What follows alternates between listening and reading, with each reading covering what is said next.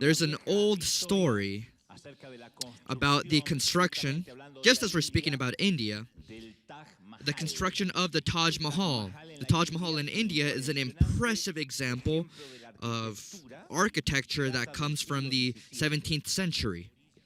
It's situated on the edge of the Yamuna River. It's impressive how it looks.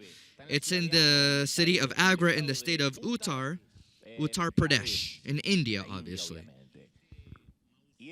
And this mausoleum, made of marble, as you can see in these images, it's one of the most popular tourist destinations in the world. People go from all over the planet, from all the corners of the globe.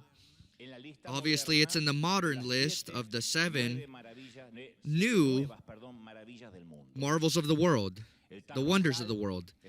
The Taj Mahal is the greatest architectural construction of the Mughal Empire. It's actually a cemetery. It's the most well-known Indian Islamic tomb. It just so happens that the preferred wife of the great Jahangir, the monarch from that empire, she died. And so in his devastation, the Mughal king decided to honor her by constructing a temple that would function as a tomb. He said, I want to construct the best tomb that any mortal has ever constructed. So the coffin of his wife was placed on a great parcel of land, and the construction of the temple initiated.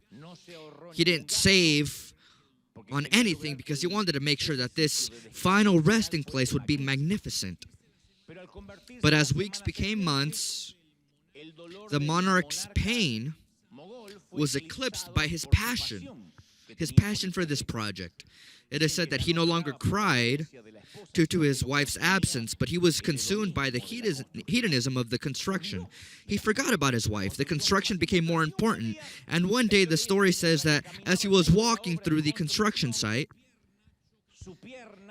his leg crashed against a wooden box, and so the king dusted himself off and ordered one of his servants to do away with the box. And Jahangir didn't know that he had ordered the elimination of the coffin hidden under layers of dust, forgotten in time. The person that he meant to honor with this temple had been forgotten, but the temple was erected all the same. Nowadays, this is a mausoleum in the name of a body that isn't present because he ordered it to be taken away. And that was the entire motivation of beginning the construction. It's a frightening story. And so the question is, can someone construct a temple and forget the reason why it's being constructed? Can someone construct a palace and forget about the king? Can someone sculpt a tribute and forget about the hero? I think it would be interesting to answer these questions here at church.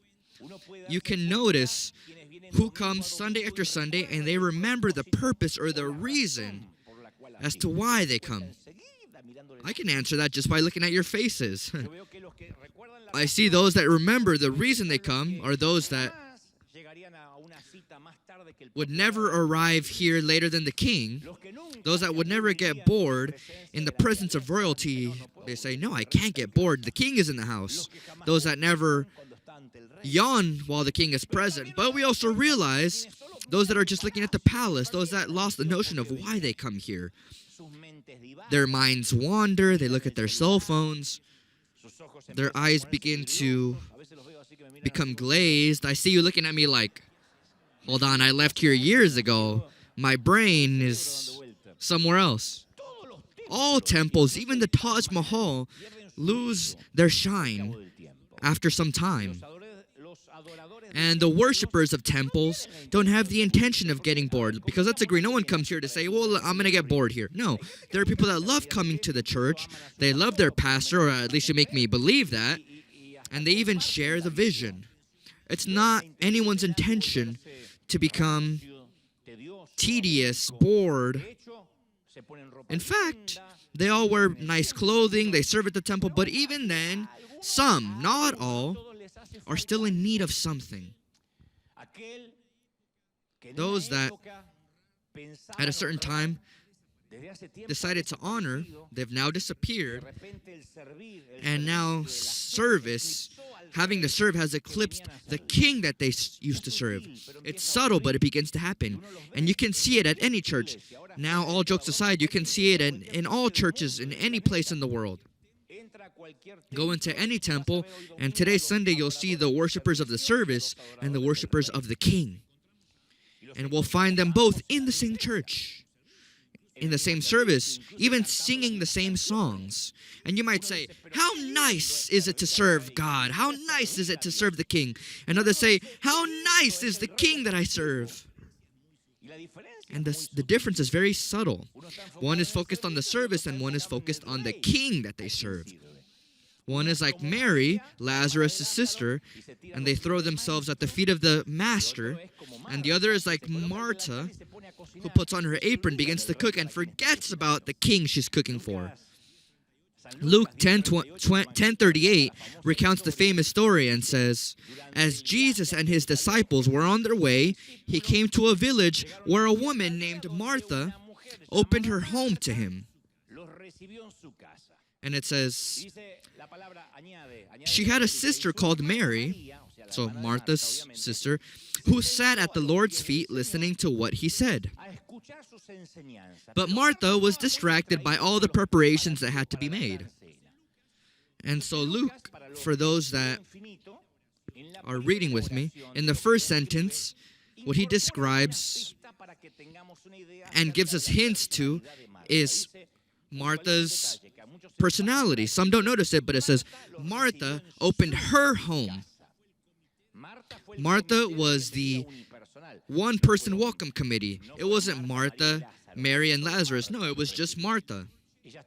She was on the porch, ready to receive Jesus at her home.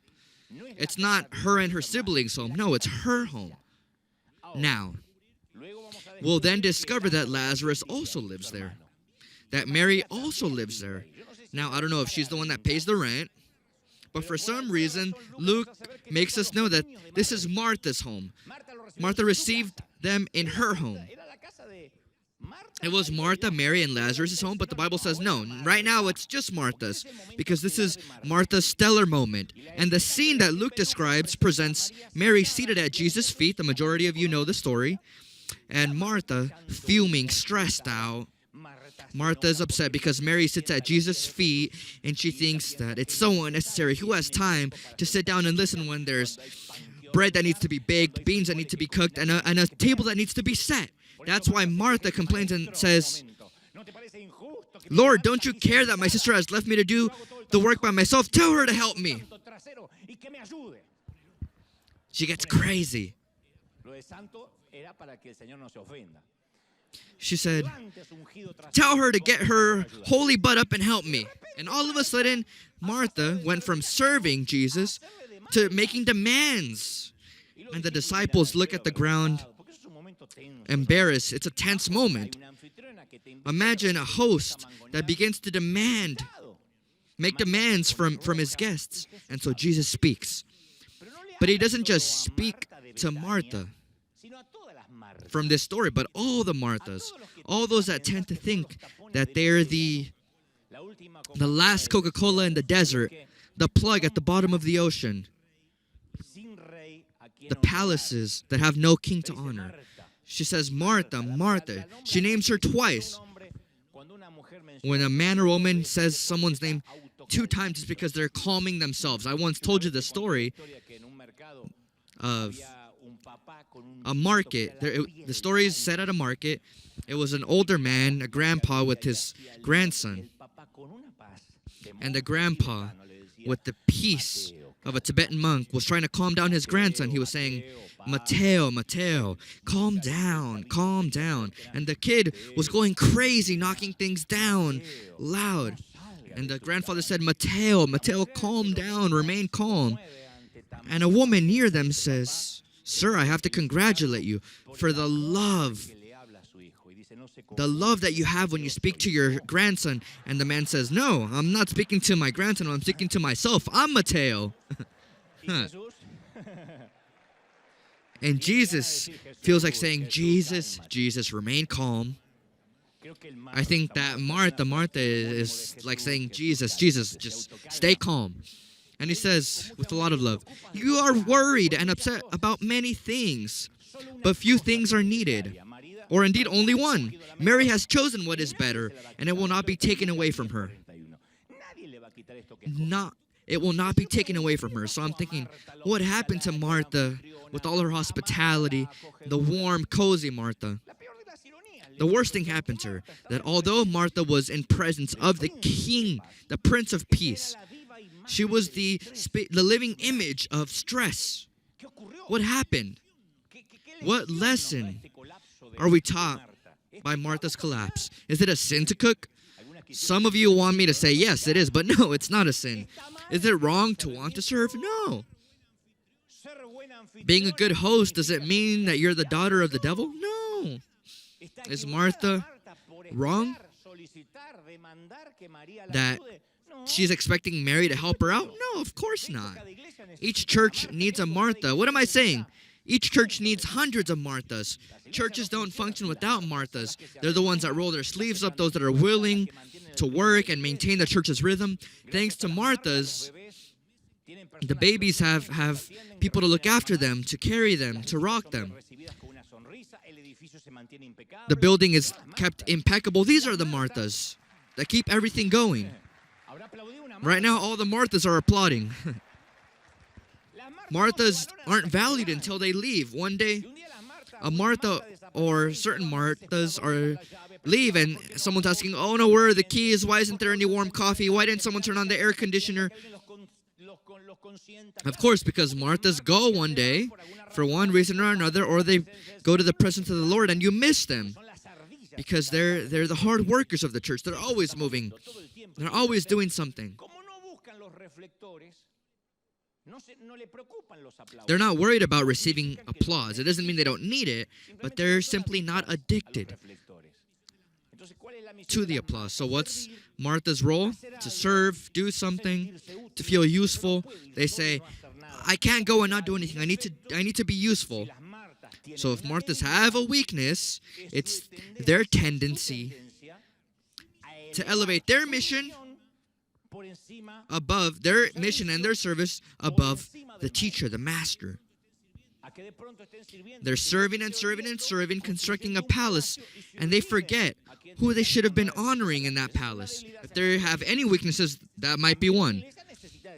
But the church also desperately needs Marys. We need Marys to pray for our children.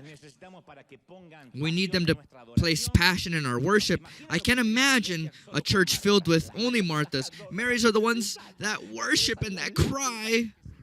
We need them to kneel down and pray and intercede. We need them because we tend to forget that God loves worship. And Marys never forget to worship. They're the ones that keep a church's worship alive. But as you might expect, Marys are good at worshiping, but as you might expect, they also have a weakness. Mary should meditate on Luke 6:46 that says, why do you call me Lord, Lord, and do not do what I say? Marys need to remember that service and obedience are also part of worship. Obedience is also worship. And Marthas need to remember that worship is also service. They need to remember that worship is service. The problem with Martha wasn't working or asking for help. Her problem was her motivation. She wasn't preparing a dinner for Jesus. She was giving too much importance to her service, and at a certain moment, I don't know when, her dinner was more important than the guest that was going to dine with her. It was more important for her cake to be better, that the noodles were ready, that the soup had ginger, than the guest be happy. She was caught in a lie that we call self-promotion. Self-promotion is everything being about yourself. Look at what I did. Look what I prepared. Look what I cooked. My mother was the best self-promoter of her food. My mom cooked. I can't say she didn't. I would wake up Sunday mornings And she had flour all over her face because she would make bread. She made homemade noodles, so she would start at 7 in the morning for us to eat at 1 p.m. You couldn't speak to her at this time because steam was coming out of her ears, and then she would say, "Come eat!" You better run because the noodles were perfect at that moment. And she said, if you're not here at the table when I serve your food, you're not valuing my work. So we were all there like soldiers at the moment she set the table. And we ate quickly because we were hungry. We took, 10 minutes to eat? And my mother would say, so much work, like a slave, for you to just devour it all in 10 minutes. And I would say, what do you want, us to eat noodles until 6 p.m.? But she would self-promote herself. Oh, my feet hurt, my calluses. And we would say, Mom, you don't have anything. Oh, well, they're internal. You can't see them. I've been on my feet all day. She made you pay for those noodles. You would eat them with such guilt. Eat another plate. No, I'm okay, Mom. Oh, of course you're not. I've been cooking since 7 in the morning and I'm ruining my hands. She would self-promote herself. She wanted to send the noodles to Africa, to India, all over. And in self-promotion, there's very little room to understand others. That's why it says that Martha said, this parasite is seated there while I'm serving you all like a slave. She even gives Jesus orders. She said, Jesus, tell my sister to start working. Please, I'm begging you. And what began as a desire to serve God transforms into an act of, I want to be seen serving. I want to be valued for my work. And I always say, if our happiness depends on applause and recognition, we're going to be slaves to other people's opinions all of our lives. If we're not noticed, we become resentful. We aren't being valued. In fact, I say, this generation's fascination with social media has made us addicted to other people's opinions, people we don't know. How many people measure success by the number of followers or the number of likes, and our self-esteem goes up or down depending on a few clicks? It's illogical for our happiness, our sadness, be regulated by reactions, by praise, or even criticism in the worst of cases from people we don't know. But the Martha that we all have inside is not easy to change. We all have a Martha inside. Those that say, oh, I'm not like that. No, we all have it inside of us. I remember years ago when a Martha appeared in my heart. There was a very special conference being held many years ago. You'll see why I give thanks that it was many years ago. It just so happened that one of the speakers canceled his participation at the last second. And the organizers didn't have a better idea than to call me to replace him. And at that time, I thought, me? Replace this guy? Why didn't you think about me from the beginning? I've been cooking since 7 in the morning. Oh, well, at least we'll have him. Instead of not having anything, let's bring this stupid guy. Oh, I'm the plan B. Oh, okay. And I said I was way too busy, but in reality, I was way too offended to go. My reaction was egocentric, selfish, stupid, and disgusting. When your ministry becomes ambition or how I'm going to look or to be valued, when that's more important than serving, then, man, we've screwed up. Martha was irritated.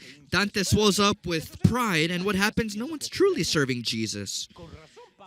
No wonder Paul says in Philippians 2:3, do nothing out of selfish ambition or vain conceit.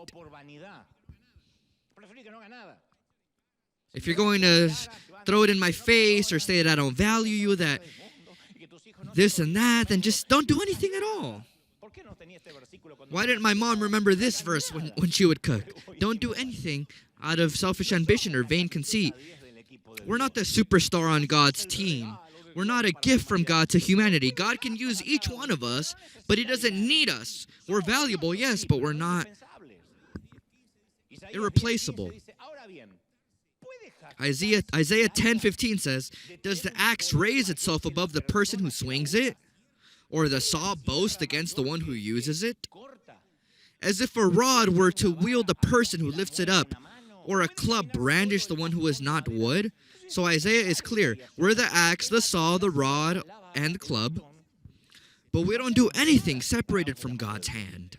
That's why in 1 Corinthians 3:7 the apostle adds, "So neither the one who plants nor the one who waters is anything, but only God who makes things grow." He's the one that planted us. If God doesn't make the seed grow, then the seed is useless. That's why Jesus taught rules of etiquette, rules of etiquette,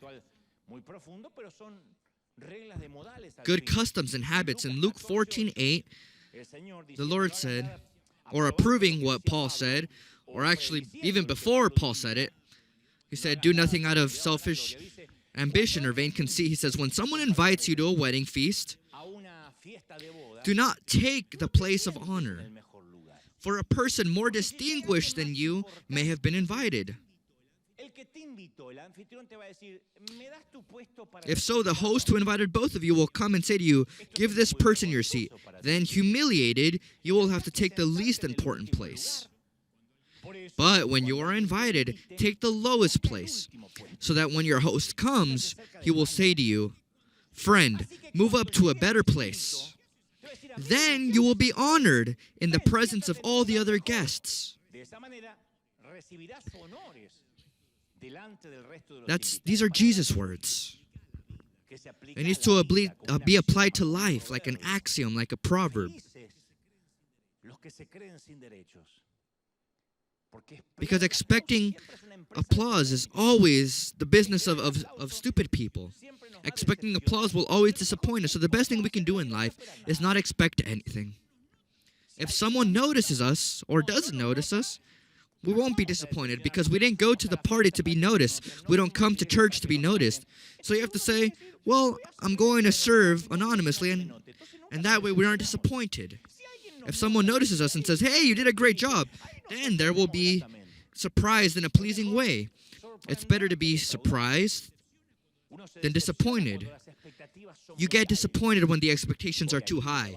I'm going to go and they'll give thanks to me because here at this church there's love, but not at my old church. And God says, that's your problem. They're going to see you less here. So God says, or the Lord says, you go to a wedding, sit at the last seat. Let them call you to the front. Don't let them say to you, "What are you doing up here?" Why does Jesus teach these manners? Because he wanted us to develop the muscle of rejoicing with those that rejoice, rejoicing for others. Just as Romans 12:15 says, "Rejoice with those who rejoice." That's the antidote for Marthas to not appear in our heart, the small Martha that we all have inside. When you begin to dedicate yourself to see the good in others, it's as if you invert your heart's polarity. It's not easy, huh? But you see Mary's worship, and it doesn't make your Martha groan. It's all on the contrary. You say, I give thanks that there's a Mary that worships and serves because she worships in a different way than I do. I'm more about doing things, but she's more about worshiping. So it's marvelous when you begin to see that we're a body, that an ear can't be a hand can't be an ear can't be a leg. And you say, I'm happy because the other person gives something that I can't give. I'm not good at that. I like it when I see that someone truly rejoices over my achievements. It's nice when somebody rejoices over our accomplishments. Does it happen to you? You either rent a house, buy a vehicle, and who you thought was your friend comes along and says, or you see their face changes with envy. I can't understand those people that can't even fake it. You tell them, hey, look what I bought. And they say, And it's as if they feel hemorrhoids inside. I say, why? Because where I come from, I was taught to at least fake it. I say, oh, how nice. Their house is a mess. But you say, oh, what a beautiful home. And my mom would say, always tell them that it's nice. Of course, you might say that that's hypocrisy, but being quiet without even faking your envy or trying to mask it, And you say, no, but people rejoice with me. But you have to learn that sometimes it's envy disguised as praise or admiration. Sometimes they say to me, one day I'll inherit your mantle. They want me to die so I can leave my mantle to them already. I know God will use me so much, even more than you. I've been told that. Or, I dream with sharing the stage with you. But what they're saying is, no, I'm going to go above you. But other times, it's about genuine celebration. I remember when I arrived at the Cristo Cathedral 15 years ago, that Juan Carlos Ortiz had been the Hispanic pastor, my predecessor, but he was also the senior pastor of the entire campus. Robert Schuller had left him as a senior pastor. Not only was he my predecessor, but also my boss. And our relationship could have been uncomfortable and difficult because I was arriving where he had inaugurated, where he had planted a church. But Juan Carlos took away all my stress immediately with one phrase. He said, Dante, I want you to know from here on out that I admire you. I'm your number one admirer. And from here on out, I'll be your biggest cheerleader. And he was. For 15 years until the day he died, I could always count on a high five from him or praise. He was a great preacher, maybe the best we've ever had in Spanish ministry. But he would say, Dante, each one of your messages are better than the last. And it was tough for me to believe him because he was a kind of a scammer in the way he said things.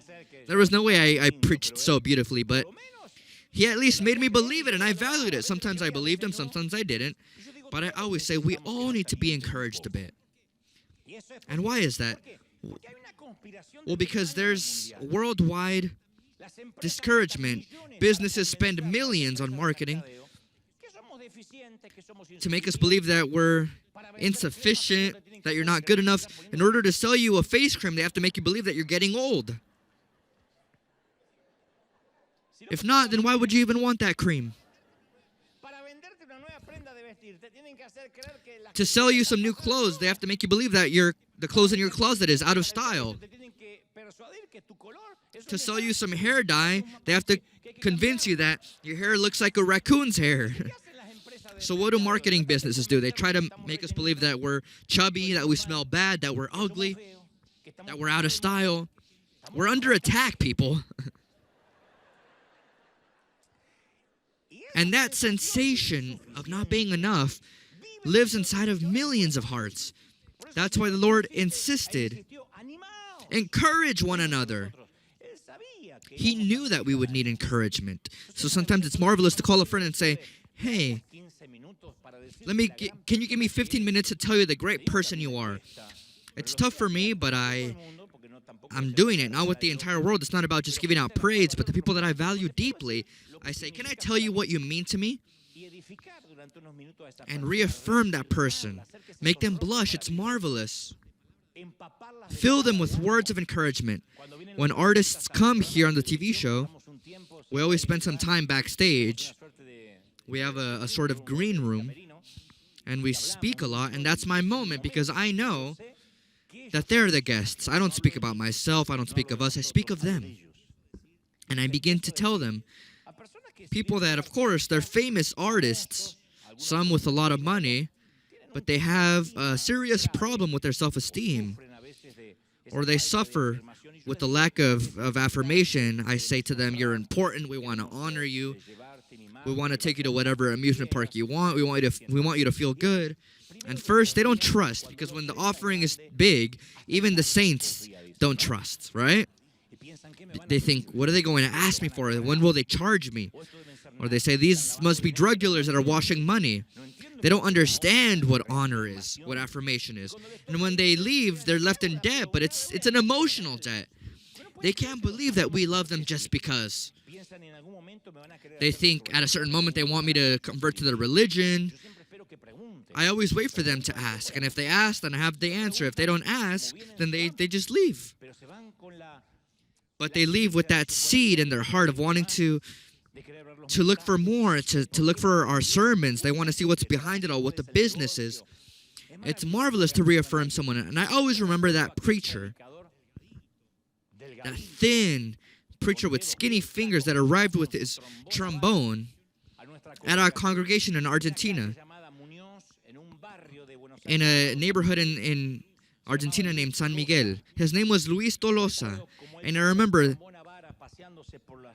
the way he played the trombone walking up and down the aisles. I remember the details that evening. It was a Saturday in 1982. At a certain moment, he looks at the drummer, and there I was, 14 years old. I was trying to play the drums, and he said, "Young man, I know you're in the middle of a crisis because your eyes tell me so." That was the phrase. I didn't give Tolosa any reason to believe that that phrase had left a mark in me. I wrote a sermon about that phrase. I wrote a book about that phrase. That phrase caused such an impact in a timid 14-year-old. But I can imagine his wife asking him, "Hey, how was the service today?" I can imagine him hunching his shoulders over and saying, "I don't know. The people in San Miguel aren't very emotional. They don't show it much." But the thing is, that 14-year-old kid never forgot those words. And that night, the potential to become a preacher was born in me. Many years would pass before I stood before a crowd. But something happened inside of me because he looked at me. He noticed me. Someone saw me. And as the years have gone by, I've thought about this pastor many times. As far as I know, he never filled stadiums, nor was he an expert in solving world hunger. But his words, "I know you're in a crisis because your eyes say so," they redirected my destiny. I haven't seen him since then, but I've seen hundreds like him, silent servants. They're the supporting roles in God's play. They visit the sick, they feed the hungry. Few times do we see them in front of an audience. They don't stand behind an atrium, behind a pulpit. They don't use a microphone, but they make sure that the microphone is turned on. They make sure everything is set. In a world where everyone is looking to be served, they're always looking for opportunities to serve others. That was Andrew. Andrew was a great servant. He was brother of Simon Peter. He came from the same people as James and John. And when you speak of Jesus' intimate circle, you mention James, Peter, and John. But they don't mention Andrew. We don't have a book in the Bible named after Andrew. It's as if he lived in the shadows. And I think even in the group pictures, he was in the back, or maybe even the guy behind the camera taking the picture. But just because Andrew wasn't on the main stage, it didn't mean he didn't have fire or a calling. He took his brother Peter before Jesus. And anyone that benefited from Peter's faith, we have a debt, an eternal debt, with Andrew's spirit of service, because he's the one that connected Jesus with his brother. So I always remind all the modest people in this world, those that work, where there aren't many, where there isn't much recognition, I say God will continue to use you. And to all the proud people in this world, God will correct you through a few good punches, a few good blows, because pride and arrogance engender a feeling of entitlement. I deserve recognition. I cooked like a slave and no one said thanks. I cleaned and look at the calluses I have. Not once did anyone ask me for a picture. And the symptoms of that feeling of entitlement can be noticed in daily events. You don't need to say, "We'll conquer the world." No, it's in daily events. I'll tell you one of my own. Last year, during Christmas time, a woman at the mall, I think she was possessed by a demon. She cut me off and took my parking spot. Let me tell you. You say that's foolish. But no. I had gone around the parking structure 1,000 times. Remember, during Christmas time. Like all Hispanics, waiting until the last day to buy gifts. I was going around and around and around, and finally, I found a spot. I found somebody leaving. So I pull up to the spot, and I put on my hazards. And the woman cut me off and parked in the spot. Let's see. She took the spot that I deserved, the spot that I found. Why? Because I was in a rush, because I'm important, because my time is more valuable than hers, because I can't be wasting my time going in circles. And on top of it all, I'm an Argentinian chosen by God. And for God's chosen, finding a spot to park during Christmas time is a test. And that, on top of being given the right gift in the right size so you don't have to return it. That's a great testimony. That's a testament of God's goodness. Imagine that testimony. Oh, Charlie, I was looking for a parking spot and I was so stressed out. It was the day before Christmas. And finally I found a spot, so I pulled up to it. It was 12 steps away from the mall, and you can't imagine I found the right shirt so quickly. Really? So quick? Yeah, they had my size. Wow, how incredible. God is with you, son. That's where I come from.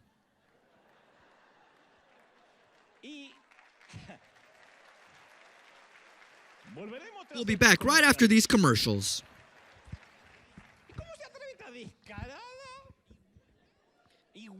But this woman stole my favor. But she did it. She pulled in, took my spot. And I said, you know what? Let me be patient. Actually, you know what? No. Let me tell her something. I know I'm a sheep, but sometimes you have to be a teacher. I'm going to teach her some manners. So instead of leaving frustrated, I stayed there, staring at her. I said, she'll eventually get out of her car.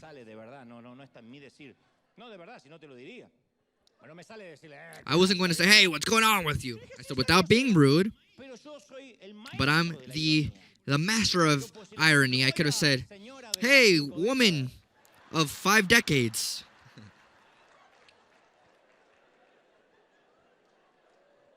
To be like Arjona, right? Hey, didn't your grandchildren teach you that if there's another vehicle about to park, you shouldn't cut them off? That's what I would have said. Or something like, hey, didn't anyone ever explain to you that hazards mean I'm about to park? Or did you think I was just celebrating Christmas and I wanted to mimic a Christmas tree? Or something like, hey, when Stevie Wonder, Andrea Bocelli, or Jose Feliciano, who taught you how to drive,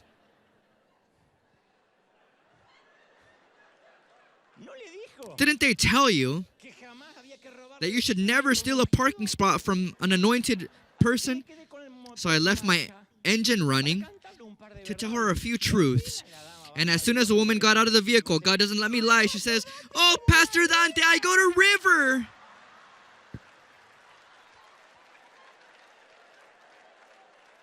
I'm one of your sheep. Oh, God's favor, I had been praying. Can we take a picture? She stole my parking. She took a picture from me. I continued going in circles, thinking, with sheep like this, why do I even want the devil?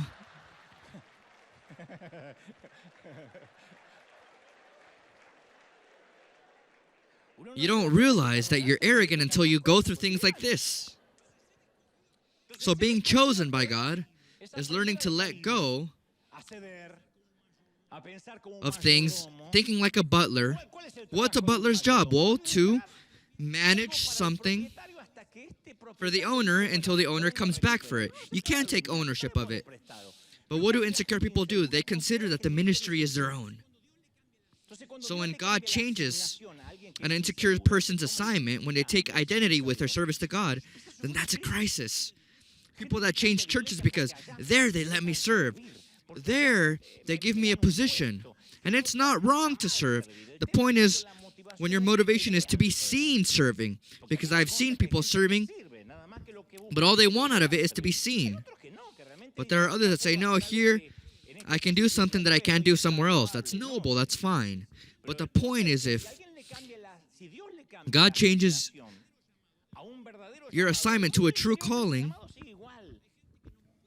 there are people that can't separate the role of what they do from what they are, and they take identity from what they do. This is why many men and women can't accept retirement, because they feel that they're useless after that. And that's not necessarily true. It's the reason why a mother suffers or goes into depression because her last child leaves the home. It doesn't mean that she's no longer a mother. It just means the season's over. There's a moment when the child doesn't need to be the baby anymore. It doesn't need to be breastfed. They grow. They can feed themselves. And there's a moment where that child becomes a man or a woman, and they fly their own flight. They emigrate. You have to be ready for these seasons.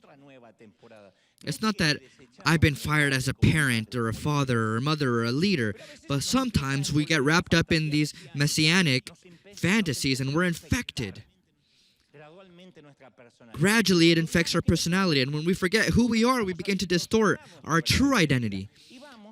And so we go from foolishness to even demanding that if God loves me and if I have His favor, then I better find a parking spot quickly and close to the building. To, oh, no one values me here. No one sees what I do. That's why John the Baptist compared his work with that of a godfather. The bride belongs to the bridegroom. John said, the friend who attends the bridegroom waits and listens for him, and is full of joy when he hears the bridegroom's voice. What is the purpose of a butler or a godfather? To rejoice with the groom and make sure that all the attention is on him. That's the point. That's the role. Not to bring attention upon himself, but for all the attention to be on the bride and groom, just as it happens in soccer. It is said that when a ref is mentioned a lot in a game, it's because he's not doing a good job. 4 red cards, 3 yellow cards. You might say, oh, what a good ref. No, if he did a good job, you wouldn't be speaking about the referee, but about the players. If he does a good job, his job is invisible, just like security. I always told the guys from security, your job shouldn't be seen for it to be well done. If you're going to appear like bodyguards, they're not here to take care of me, but to take care of all of us, for there to not be any incidents, for no crazy people to come in here and do crazy things, for our children to be protected. So they make sure that everything is secure. When is it well done? When it isn't noticed, when you can't see them. And that's what John the Baptist said. He said, Christ must become greater and I must become less. So arrogance is something that God doesn't want us to carry with us. Because God doesn't disapprove of arrogance. He doesn't dislike it. He hates it. He despises it. What an infested meal with worms does to our stomach is what arrogance does to God.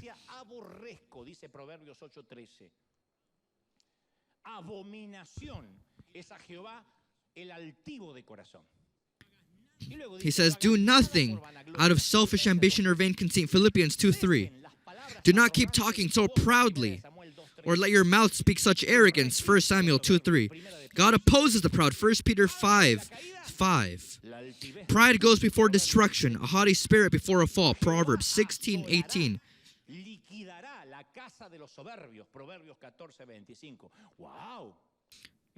Proverbs 15:25. The Lord tears down the house of the proud.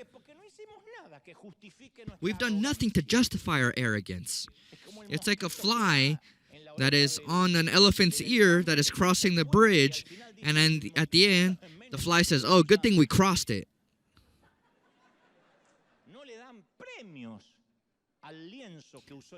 The canvas that the painter used doesn't receive awards. There aren't diplomas for the scalpel that the surgeon used. They're instruments, they're tools, and they don't receive credit for what they've done. We're the axe, the club, the saw. We don't deserve the applause. David says that God guides his sheep out of love for his name. There's no other name on the marquee. And it's not because God has a problem with his ego, but because we have a problem. God knows that just a little bit of praise isn't enough for us. We want to swallow it all. And so when praise comes in, it atrophies our mind, our brain, it corrupts our heart, and we end up thinking that it's all about us. That's why the word says, anyone who exalts themselves will be brought down. Someone who is humble is seductive. They're attractive. Think of someone that's arrogant and proud, and it'll be a repulsive thought, but someone that's humble is attractive. And being humble doesn't mean you're poor. It doesn't mean you have old, dirty shoes. No, I've seen many arrogant people with old clothes and old shoes. Just as I've seen many people dressing with style that are humble in their hearts. Jesus said, I'm meek and humble in my heart. Jehovah inhabits with the humble. And he promises honor. He says, honor precedes humility. I will give wisdom. Wisdom is with the humble. Arrogance travels on the same road as stubbornness. If someone is stubborn, even though they've studied their whole lives, they're arrogant.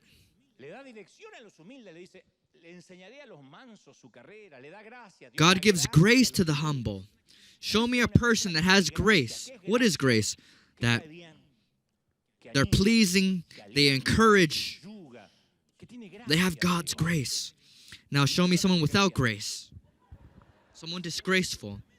The second, of course, is arrogant.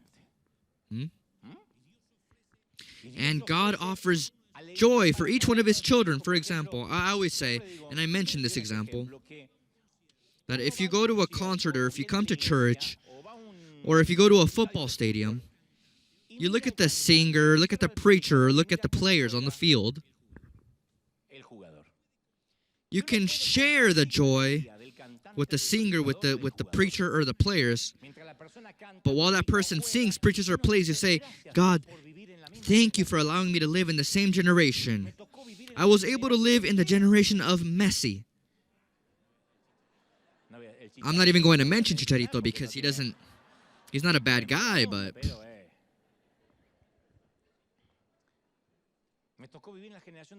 I was able to live at the same time with, what's that guy's name? The goalkeeper, Memo Ochoa. There you go. I even forgot his name. A special greeting to all of Mexico. My beloved Mexico, because then if I don't say that, you won't let me in. I'm going to be in the National Auditorium in October, and I want them to receive me. But I say, how beautiful that I'm living in the same generation as this person. But there's a way of losing that joy, and it's by being envious of the joy that the preacher, the singer, the player has, of saying, I wish I was on the field. I wish I was singing on the stage, or I wish I was preaching.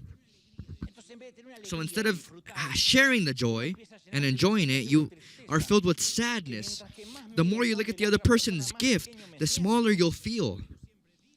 I always say, live a life in comparison. You'll live without joy. You'll be bitter. Someone will always be better than us. Life is like a ladder. There's people above us and below us. Many of those that have grown alongside me, at one moment or another, they were called by God to a new assignment, and that's fine. They can't all retire with me. And I've seen them be happy at their new assignment, but I've also seen leaders by my side that have suffered because they want to compare themselves. And it's not that, oh, wow, I'm someone that everyone wants to be compared to, but sometimes we make that mistake. Wanting to compare yourself to someone else is not passing the test of your character. Some time ago, someone said to me, without even blushing, God doesn't let me lie. It's a phrase that I said, this can't be happening. It seemed like a bad joke. I couldn't believe what I heard. They said, I need to appear in the pictures. And I said, man, what is that going to change for you? And he said, I want to be number one. And preaching, having your own church, that's not wrong in and of itself. But what's wrong is the motivation. God isn't going to bless someone so that they can appear in pictures. They're condemning themselves to live in a palace without a king to honor. It's going to be like the Taj Mahal, an empty shell. A king without a king to honor. So God offers us all joy. He offers everyone joy. And that joy comes from being a teacher, a designer, being the first, the second, or the last. But if we're going through life desiring the joy that belongs to others, we're going to be left without any joy. That's why John said, he has to become greater, I must become lesser. It sounds nice, but it's a tough thing to say. It wasn't a declaration of resignation or of being a martyr. It's the joy of the friend of the groom that can't go and say, hey, can I spend the night with the groom because I'm the godfather after all. No, he goes off to the side. He has to say, oh, now is the moment for the groom. The pictures aren't for me. It never stopped surprising me that when Jesus resurrected, he appeared to the disciples and prepared a breakfast for them. He had just left the gates of hell. The governor of the universe put on an apron and said, hey guys, come have some breakfast. What's more is he still didn't want to take off the apron because he promised a feast in heaven. He said, truly, I tell you, he will dress himself to serve, will have them recline at the table, and will come and wait on them. I want you to imagine that panorama. Rows and rows and rows of tables with good food. Argentinian meat, Argentinian wine, Argentinian empanadas. There might be arepas in hell, but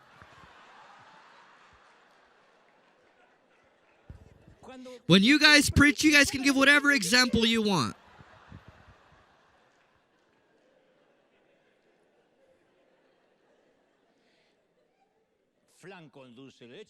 Flan, all sorts of Argentinian desserts. And those that have been redeemed through the ages are celebrating, saying, has anyone seen Jesus? Oh yeah, he's in the kitchen serving the salads. Philippians 2:6 says, who being in very nature God, Jesus did not consider himself equal with God, something to be used his own advantage. Rather, he made himself nothing by taking the very nature of a servant, being made in human likeness. He humbled himself. So what if we were all the ones that washed the dishes after the dinner? What if we fought to do that? Or what if we were the ones to support the pastor in prayer? Or the neighbor that cuts the elderly neighbor's grass? I'm going to tell you the story of two men. They're not Mary or Martha, but let's say the masculine version would be Martin and Mario. Martin expects to be served. When he wakes up, he says, is anyone going to bring me coffee? And he leaves his home saying, there better not be any traffic today. And if the cashier at the bank is slow, he gets mad. If his wife doesn't answer the phone quickly, he makes a scene. Because Martin lives with the great expectations that the world owes him something. And by consequence, Martin rarely feels happy. He's always bitter. Because service is always slow, traffic is unbearable, and his wife never has her phone on her when he calls. But Mario measures the success of his days based on this parameter. Who can I help and serve today? And since there are so many people to help and serve, he always has great success. He serves his wife. He doesn't wait for the coffee to be served. He does it himself. He serves the bank cashier. There's bad weather. There's bad traffic. Doesn't matter. The world isn't made for him. His purpose is to take care of others. The circumstances don't affect him. Mario always goes to bed with a smile on his face because he made someone happy. Martin is unhappy and he frowns upon people. When people see Martin, they say, "Oh, not this guy again." Mario is happy. When he arrives, people smile. Who are we, Martin or Mario? Mary or Martha? So you might have to look at life in a different way. If our happiness depends on others serving us, then we'll live a disappointing life. What would happen if we all took on the role of a servant? No, I don't want anyone to serve me. How many marriages would change? If one of the two isn't waiting for the other to serve them, if they both serve each other, if politicians served others more than themselves, how do you think our countries would change? If churches were filled with servants, sincere servants, how many skinny kids that play the drums or serve in any other areas would hear an invitation to serve that would then help them to affect millions? It doesn't matter if we're seen or not. That's my mission, to serve one day at a time. It is said that the angels once noticed a holy man, a very holy man on the earth, that did good things for the people. And so the angels went to God to ask him for a petition. And they said, "God, this man deserves a special gift. He's so generous. You should reward him." And an angel said, "God, what if you give him the gift of eloquence?" And another angel says, No. I suggest the gift of wisdom. And the third says, "Or what about the gift of leadership?" God says, "Why don't you ask him what he wants?" And so the angels agreed, and they went to the man and said, "God wants to give you any gift you want." And the man asks, "You can give me any gift?" "Yeah." "Okay, well, I know what I want. I want to serve and never realize what I've done." And from that day on, good things happened wherever this man went. People smiled, the sick were healed, and the man, without the burden of knowing his success, also smiled, because he had discovered that blessed is the Christian whose attention is on others, and unhappy is the Christian whose attention is upon himself. It's marvelous to not realize or notice how big of a blessing you are. I think all those of us that serve God, God gives us that blindness to not notice. Sometimes they say to me, "Hey, you must be filled with praise." Because I don't count those on social media, because if I believe the good things on social media, I should also believe the bad things. So if I like the applause online, then I also have to accept the criticism, which is always ferocious. And by consequence, I think that all the people on social media that I love, they don't know me. And since they don't know me, the applause is childish, and so is the criticism. Not many people come to me and say, "My life changed. In 2020, I was in a moment of sadness, and you were encouraging me, saying how God loves you." Sometimes they write emails to me, or someone relays it to me, and it's encouraging. I don't feel it like praise, because I get very, very little retribution. I have very little reviews in person. So why does God sometimes allow us to not carry the burden of what you can do in God's hands? Well, because we're so foolish that we'll end up believing that we're the holy canvas or the holy scalpel, when it was the surgeon or the artist that used the tool. That's why I always prefer to say, "I'm just a messenger," and it's not false modesty. I have a repressed Martha within me that at any moment wants to come out. And so I say to myself, I barely go to the kitchen of the great chef, and I bring the food to the table. I can't receive the applause for the dinner or the lunch. I'm just the waiter. And I don't do it because I'm very humble. On the contrary, I fight all the time to not believe that I am something I'm not. May no one have a higher concept of what they should have, but we're always fighting against the same thing. As soon as God uses us a little, we feel that we're the drain at the bottom of the ocean. We think that we deserve the best parking spot.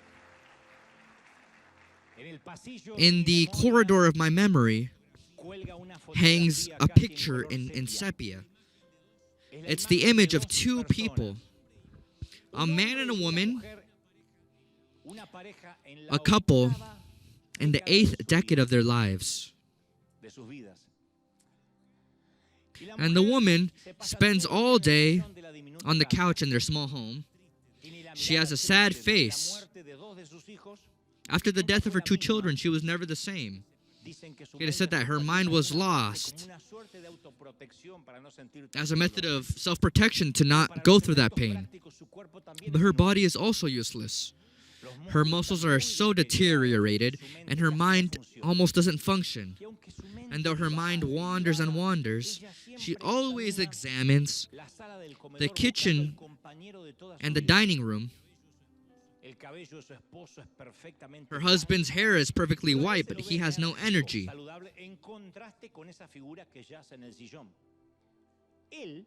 The man, by his own will, begins his tasks every morning by taking care of his wife. He doesn't want to hire a nurse, though some of his other children offer to pay for it. And with an unfailing loyalty, he does what he's been doing for the last 3 years. It wouldn't be easy for an old man. He's also 80. He has to bathe her, feed her, comb her hair, brush her teeth.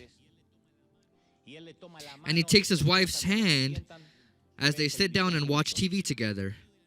He gets up in the middle of the night and prepares some food for her. Since her mind doesn't work properly, she doesn't have the ability to know what time it is. Sometimes in the middle of the night, she yells out that she's hungry, and at 3 in the morning, he gets up to fry some eggs. He serves it. He accompanies her.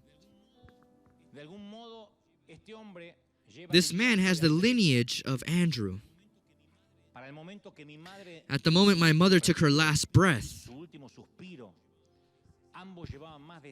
both her and my father had spent 60 years together, 60 years of marriage. And the moment they buried her, I called my father to thank him for not allowing her to be alone, for taking care of her. That, ladies and gentlemen, is the enormous pleasure of being second, even at the last moment of your life. We're going to celebrate the King. What do you think? Give an applause to the King. What a shame that we have to go. We have another service. Bye, bye, bye, bye. May God bless you until next Sunday. Marvelous people. I'll see you. Servants of the Lord. Bye, bye, bye.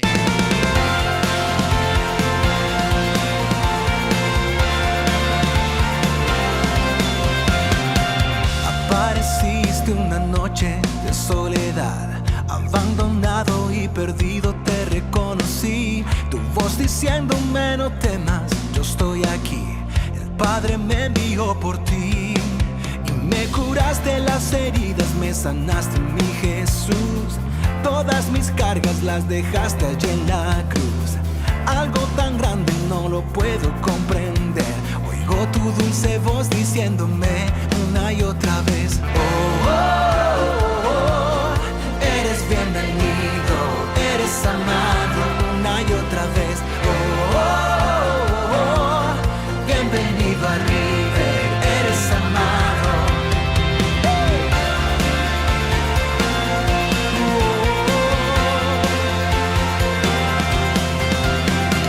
Apareciste en una noche de soledad, abandonado y perdido te reconocí. Tu voz diciéndome no temas, yo estoy aquí.